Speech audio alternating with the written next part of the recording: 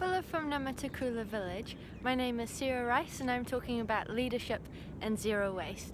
In 1995, a guy called Victor summed up the economic theory of the time really well. He said that we needed to make consumption our spiritual satisfaction. It needed to become our way of life for countries to experience economic growth. He said that we needed to burn up, wear out, replace at an ever increasing rate. Now this was really embraced by leaders of that time. Bill Clinton talked about the industrial home, how each person in America needed to own a home because then each person would buy a hammer, they would buy a lawnmower, and they would also want to have something better than the neighbor next to them.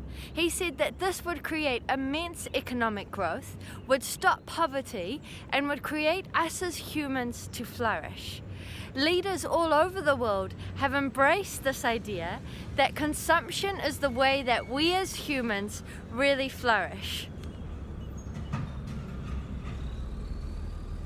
They argued that industrialization is the goal and sole reason why some countries have done better than others. They failed to talk about how in those times they were colonizing other countries, they were entering into unequal treaties that meant they were making a lot of money, and they didn't talk about the environmental impact that that period of time had on those countries and what it has on our world today. And so they've taken it to countries like Fiji, and it has been really widely embraced. And one of the ways that industrialization or forms of it have happened is through foreign investment. Now on this area, which is the Coral Coast, this has mainly been done through tourism. And you can also hear all the trucks behind me. They trucks going from Suva to Nandi with lots of products on the back. And with the tourism places in the foreign investment, they often negotiated to not have the same policies that locals would have. And this meant that they didn't have to abide to some of the environmental policies. So along this coast, they were pumping waste into the sea. There are so many resorts on the stretch of Fiji, and the impact of this has been immense. There's been also other garment factories and other ways of forming business that as well have pumped waste right into the ocean. And the impact of this, the ocean that you can see behind me, 95% of the coral has died. Last year on this beach, it was littered with dead fish. Locals tell me that the smell was so bad that some of them stayed in other villages. Our leadership needs to change. Our narrative of economic growth needs to change. Maybe we even need to challenge that the goal is economic growth. We need leaders who have a different imagination. I'll be talking more about alternatives to this economic growth at the DevNet conference. But over here I'm going to talk about leadership and zero waste.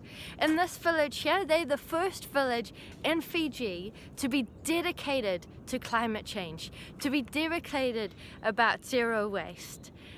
Behind me is a whole bunch of mangroves. The youth group here have gone to the Fiji Development Bank and convinced them that they need to support them in planting mangroves for the sake of their future. The mangroves are going to purify the water. They also are going to help with the erosion and the rising sea level. I was chatting with one of the guys here who said to me when he was here as a boy, the sea never used to come this high. And so the change is rapid, and we actually need a response that is meeting such a rapid change. But we have a profound lack of imagination that isn't based on God's kingdom and God's story, and our story being found in His story, participating in Christ's redemptive work, that by the Spirit we get to do the will of the Father, and the Father's will is for us to care for this world. He created it, He loves it, but we are more invested in an economic narrative that says we as humans will flourish when we consume, wear out, burn out, and replace at an ever-increasing rate. We need a change of imagination that is Spirit-led, that honors the Father, that shows we are a follower of Jesus Christ, and God will be glorified, and the world will see another way to flourish as human beings.